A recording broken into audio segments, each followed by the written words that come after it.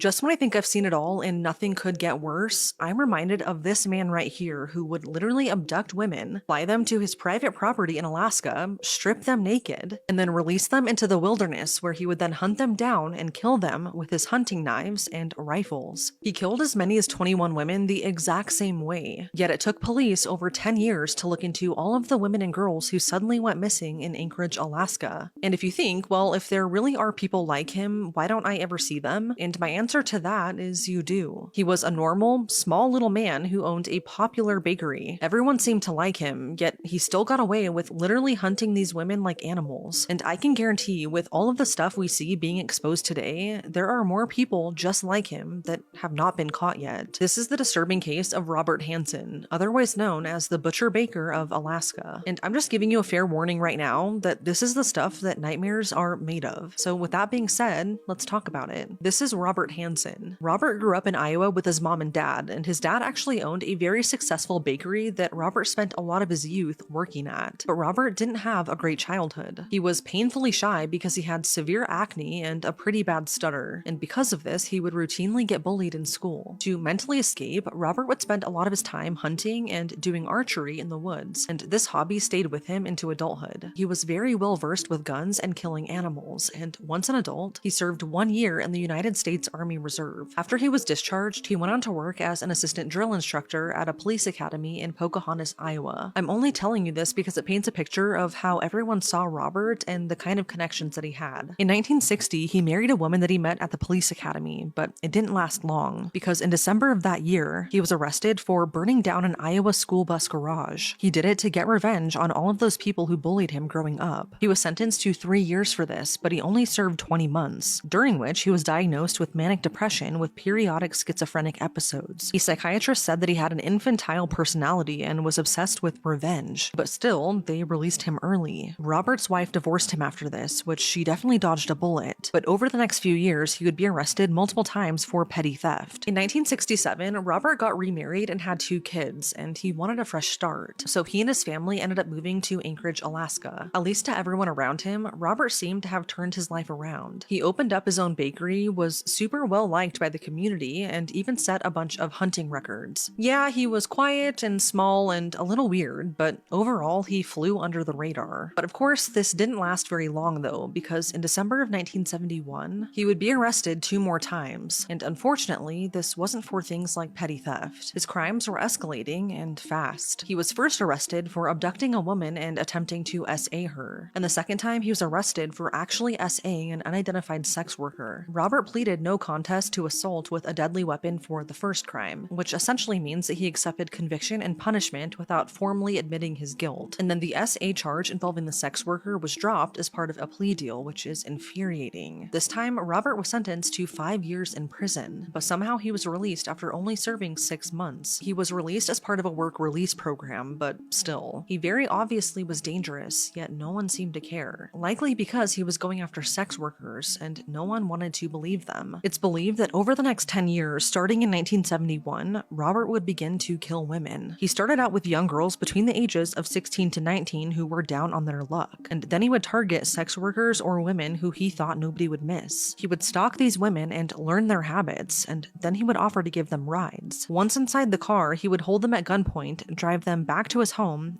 SA, and torture them. Robert would then strip them naked and release them into the wilderness, where he would then hunt them down and kill them by either stabbing them with his hunting knives or shooting them with his rifles. What's really sad is that over this 10-year period, so many women and young girls disappeared all around Anchorage, but police never really bothered looking into it. That is, until June 13th, 1983. That day, Robert offered 17-year-old Cindy Paulson $200 to perform sex acts on him. When she got in his car, he then held her at gunpoint and then drove her back to his home in Muldoon. He then held her captive, SAing her repeatedly and torturing her. Robert chained her by her neck to a post in the basement and then took a nap on a nearby couch. When he woke up, he took her to Merrill Field, where his private plane was waiting. Robert told Cindy that he was going to take her to a shack near the Nick River area of the Matanuska-Susitna Valley, which is only accessible by boat or plane, and that nobody would find her. He began packing up the cockpit of his plane as Cindy was crouched in the back seat of his car. Her wrists were handcuffed in front of her body. At one point, though, Robert had his back turned to her, and she saw this as the perfect opportunity to try and escape. So, Still handcuffed, she quietly crawled out of his car and started sprinting to a nearby road, with Robert chasing closely behind. Just as he was about to catch up to her, Cindy was able to flag down a passing truck who stopped to help her and drove off, leaving Robert behind. The truck driver took her to a nearby motel where she ran inside and begged the clerk to let her use the phone to call her boyfriend, who was staying at another motel nearby called the Big Timber Motel. But the truck driver was obviously very concerned, so he called the police to let them know what happened. When Anchorage PD arrived, they found Cindy in the Big Timber Motel in one of the rooms. She was then taken to the police station where she told them everything. The description of her attacker and how she purposefully left her blue shoes on the passenger side floor in the back seat of his car as evidence that she was there. She was so incredibly brave and smart. From her description, though, police brought in Robert for questioning. He, of course, denied all of it and said that Cindy was just trying to get him in trouble because she was trying to extort him and he wouldn't pay her. This was an excuse he used a lot, and because of how small Robert was and his quiet and gentle demeanor, police viewed him as this humble, small-town baker who could do no harm. It also didn't help that his friend lied for him and said that he was with Robert all day when he wasn't. But because of all that, Anchorage PD released Robert and didn't even consider him a suspect in Cindy's abduction. But after they released him, more and more bodies would turn up around Anchorage, Seward, and the Matanuska-Susitna Valley area, and several women would begin to disappear into thin air. The first body that was found is only known as Eglutna Annie. Her real name and identity has never been discovered, but her body was found buried next to a power line in a wooded area near Eglutna Road. She was found on July 21st, 1980. Not long after this, the body of Joanna Messina was found buried in a gravel pit near Seward. 2 years later, the remains of 23-year-old Sherry Morrow were found in a shallow grave near the Nick River. So in just 2 years, you now had 3 women all murdered in the same area. And because of that, Anchorage police knew. These women were all killed by the same man. This wasn't just a one-off situation, but rather there was a serial killer on the loose, one who was moving incredibly fast. So the FBI was brought in to assist with the investigation, specifically Special Agent John Douglas. And based on evidence at the crime scene, John put together the killer's suspected profile. He believed that the killer was an experienced hunter with low self-esteem. He had a history of being rejected by women and might even keep souvenirs of his murders, like the victim's jewelry. And somehow, he even guessed that the killer might even have a stutter, which is crazy, and I don't know how he came to that conclusion. So with this profile in mind, police interviewed everyone in the area who could possibly fit, and eventually they landed on Robert Hansen. And what's weird is that Robert fit this description to a T, even down to the stutter, and he even owned a plane, which made killing and disposing of these women easier. So police got a warrant to search not only his plane, but his car, house, and properties, and they found some pretty disturbing things. There, they found jewelry that belonged to some of the missing and murdered women, as well as a huge stash of guns and weapons hidden in his attic. But that's not all they found, because hidden behind Robert's headboard was what police called a murder map. It was an aeronautical chart with 37 written X marks. Police didn't know it at the time, but each of those X marks were actually burial sites that Robert disposed of these women. As police were pulling out each piece of evidence, they showed it to Robert, and at first he tried denying all of it. But eventually he started to confess, but he still blamed his victims and tried to justify his actions. Needless to say, Robert was quickly arrested, and at the time of his arrest, he was only charged with the murders of 4 women: Eglutna Annie, Sherry Morrow, and Joanna Messina, whose bodies were first found, and then 30-year-old Paula Golding. Robert abducted Paula on April 25th, 1983. He flew her with his private plane to a really remote area, and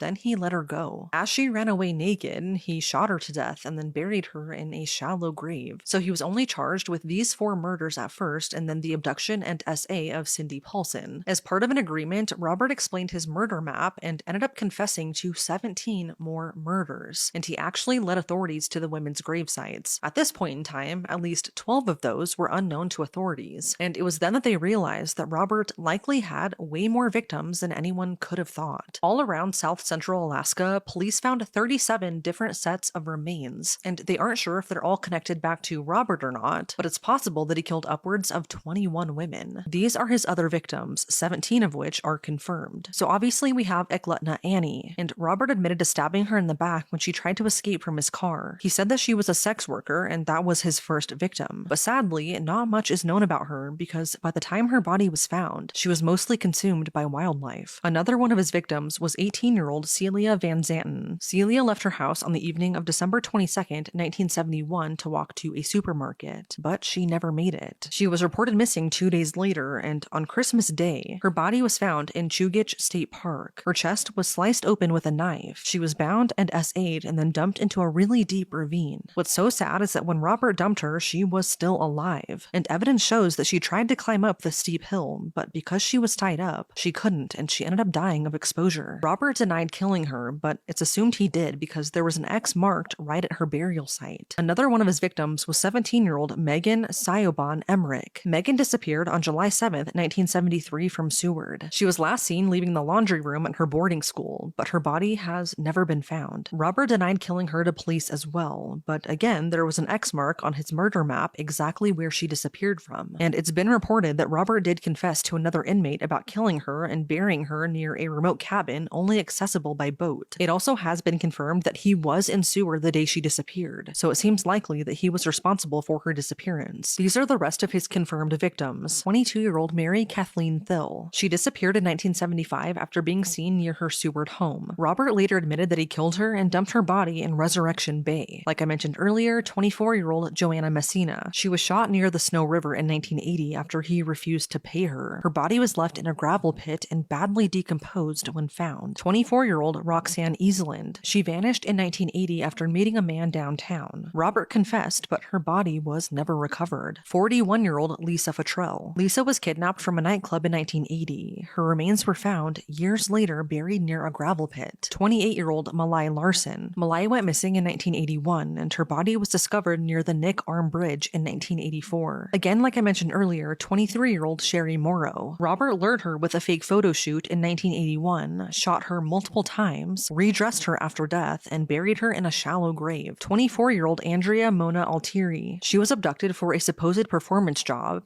SA'd, killed, and thrown off a bridge. Her body was never found. 23-year-old Sue Luna. Sue was hunted through the wilderness after being forced to run naked before he shot her. Robert buried her near the Nick River. 20-year-old Tamara Peterson. She disappeared after accepting a photo shoot offer in 1982. Her body was only found after Robert confessed. 24-year-old Angela Fettern. Angela vanished in 1983, and her remains were discovered near a remote lake the following year. 22-year-old Delynn Frey. Delynn was found on a sandbar in 1985 and was buried as a Jane Doe, but she was identified years later through jewelry. 22-year-old Teresa Watson. Teresa was abducted in 1983 and left where she was killed because the ground was frozen. Her body was discovered in 1984. 19-year-old Robin Pelkey. Robin was found as partial remains in 1984, but later identified through forensic genealogy decades later. She had been stabbed and shot. With all of his confessions and the fact that the bullets found at each crime scene matched back to his own guns, Robert was found guilty. Despite all of his confessions though, and the fact that all of those victims were definitely caused by him, he was only ever formally charged with 4 counts of first-degree murder. I guess authorities could only find concrete evidence on those 4 women, but it's suspected that he could have killed up to 37 women and girls. He was then sentenced to 461 years in prison without the possibility of parole. Robert died in 2014 from natural causes, and he was 75 years old. I just personally don't think it's very fair that he got to live out the rest of his natural life while all of those women and little girls had their lives ripped from them at the hands of this monster. And it's horrible that they kept disappearing left and right, yet authorities took over 10 years to begin investigating, especially with Robert's criminal history. They weren't super close with their families or really anyone that could have quickly realized that they were missing. Robert basically thought like a hunter because he was one. Who could he take that would go unnoticed or unbelieved? And sadly, that's how he got away with doing this to so many women for so long. There have been a few movies inspired by this case, like The Frozen Ground, which is incredibly disturbing. They've also used this case as inspiration in shows like Criminal Minds, Cold Case, and Law and Order, in case you've seen it before. I just can't even imagine how scared these women must have been running for their lives like that in the cold wilderness, thinking they had a chance to escape, only for him to hunt them down and kill them. But it's now been 55 years since Robert first started hunting humans on his property, and the wreckage he left continues to haunt those who live there to this day.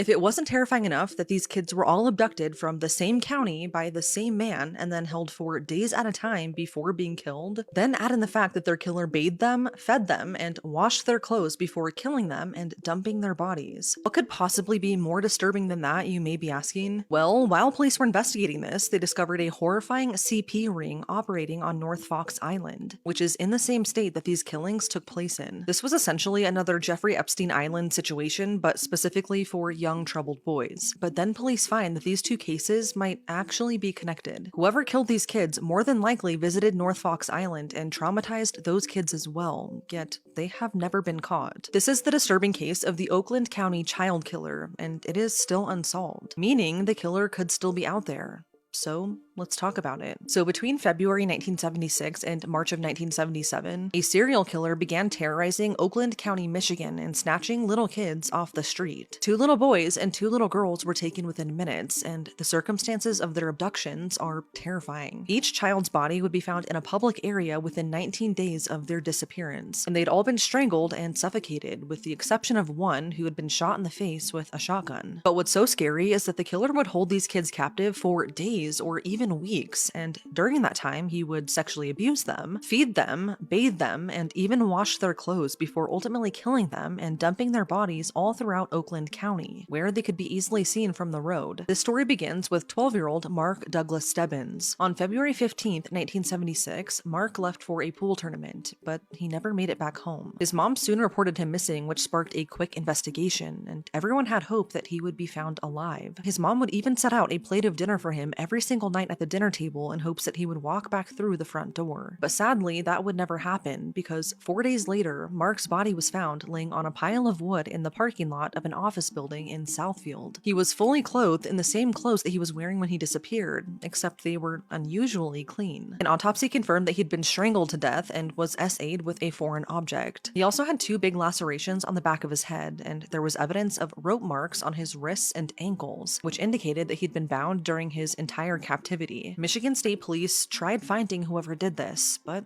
they couldn't. The only thing that seemed out of the ordinary was some strands of hair on Mark's body that did not belong to him or his family. There wasn't a DNA match in the system, so all authorities could do was pretty much just wait and hope that the killer would slip up. They were hoping that Mark's murder was an isolated situation, but it soon became clear that that was not the case. On December 22nd, 1976, the killer struck again. That evening, 12-year-old Jill Robinson left her home following an argument with her mom over dinner. Just let that sink in. She got into a fight with her mom over what she had to eat for dinner, and then she walked out of the door, never to be seen alive again. The next day, Jill's bike was found behind a local hobby store, and just 4 days later, her body would be found as well. Her body was found along Interstate 75 in Troy, literally in view of the Troy Police Department. She had been shot in the face with a 12-gauge shotgun. She was fully clothed and was still wearing her backpack that she had on when she disappeared. But again, her clothes were eerily clean. What's incredibly disturbing is that according to the autopsy, Jill's killer had fed her and bathed her for at least 3 days before she was actually killed. So now you have 2 little kids, both abducted from the same county and killed. The way they were killed, though, did not match, so again, police were hoping that these 2 cases were not connected. But then, in January of 1977, the killer struck once again. This time, 10-year-old Christine Mihelich disappeared after leaving her home and walking to a nearby 7-Eleven. When she never came home, her mom knew something was horribly wrong, and she was officially reported missing on January 2nd, 1977. This time, 19 days would go by before there would be any discovery,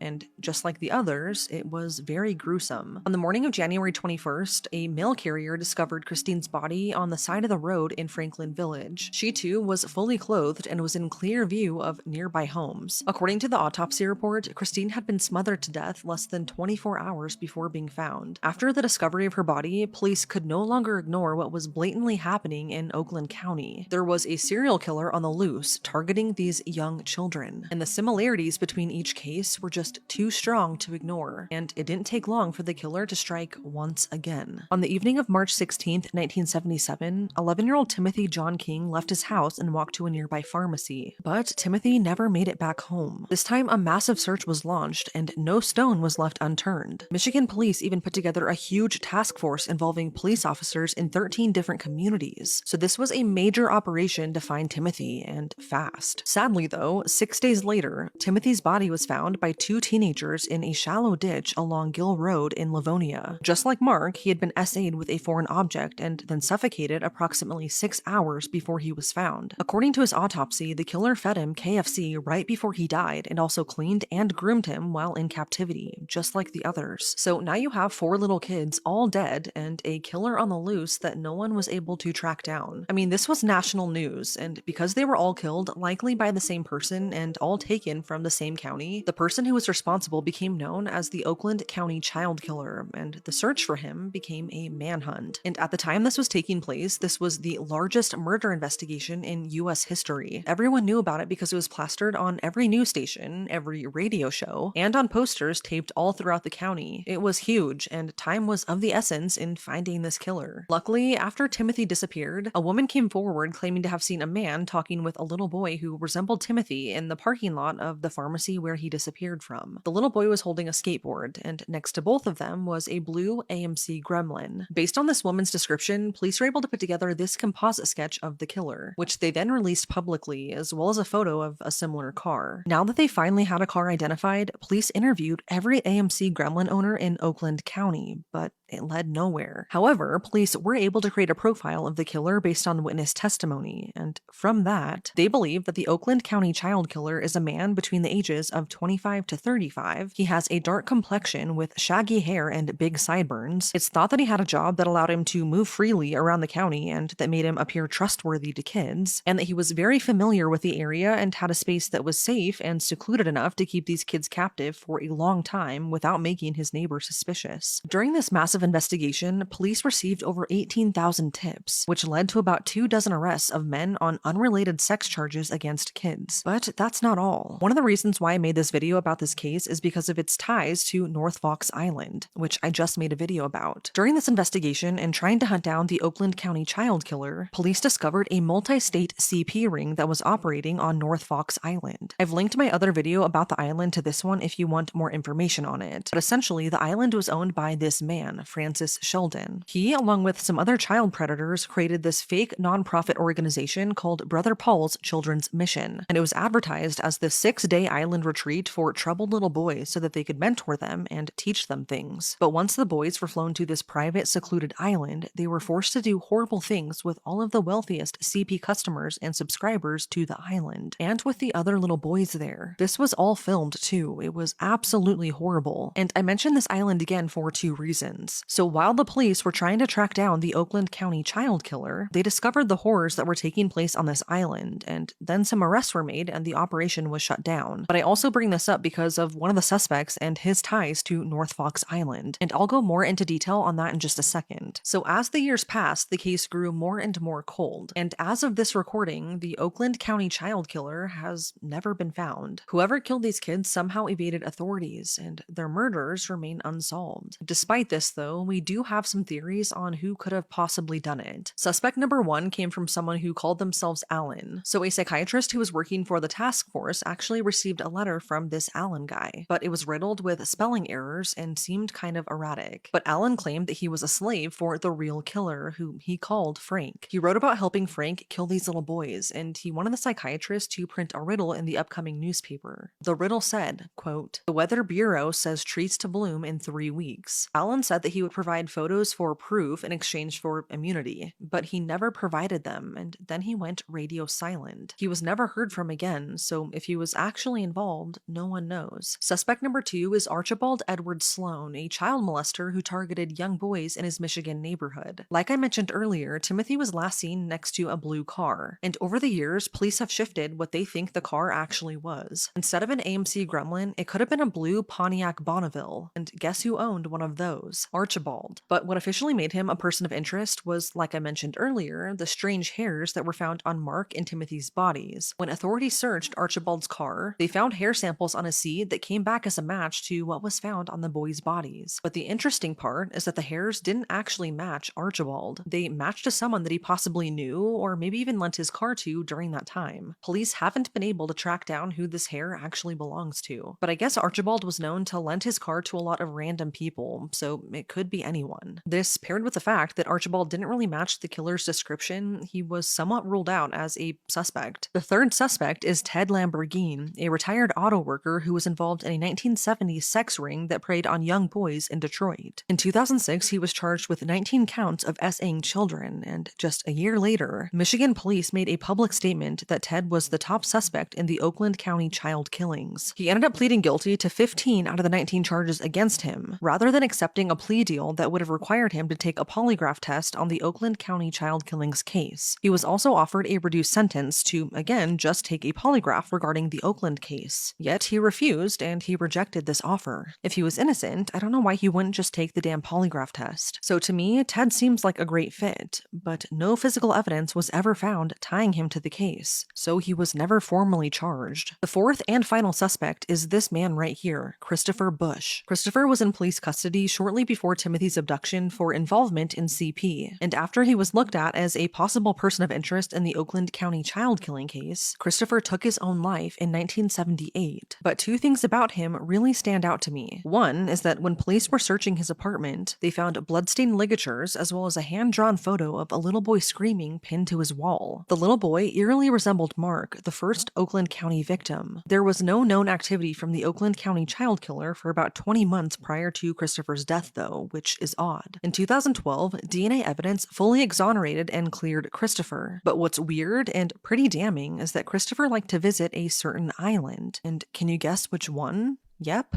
North Fox Island. He was a known client of the Brother Paul's mission, and police believe that even though DNA evidence cleared him as a suspect, whoever the real killer is likely visited that island and traumatized all those little boys there too. It's just weird how the island plays a huge part in this already devastating case. So those were all of the suspects in this case, yet as of today, whoever killed these kids has never been found. No one has ever been charged in connection to this case, and it literally traumatized and shocked the community. There are 4 known and confirmed victims in this case, but police believe there are possibly 3 more kids connected. The first is 17-year-old Donna Sarah. She disappeared while hitchhiking to a beach in Macomb County, Michigan in September of 1972. Her body was found days later floating face down in a shallow creek, and before she was killed, she had been imprisoned and drugged for several days. Her murder also remains unsolved. The next possible victim is 13-year-old Jane Allen, who went missing on August 8, 1976. She was also hitchhiking, and she was last seen leaving her hometown in Royal Oak in Oakland County. 4 days later, she was found dead floating in a river over 200 miles away from home. Her wrists were tied behind her back with a torn t-shirt, and she died from carbon monoxide poisoning and was dead long before being thrown in the water. The last possible connected victim is 12-year-old Kimberly King. She disappeared from Warren on September 15, 1979, after staying the night at a friend's house. At around 11 that night, she called her sister and told her that she snuck out of the house and was calling her from a nearby payphone. Her sister scolded her and told her to get back inside because it was super late and really dangerous. Kimberly said okay and hung up, but she never made it back to the house, and she hasn't been seen or heard from since. Her body was never found, but police believe that she was abducted and that her disappearance is likely connected to the unsolved child killings. This is just the tip of the iceberg when it comes to this case. It's not known how many victims there really are, which is incredibly disturbing. And the fact that the killer changed his method of killing them just slightly each time he attacked is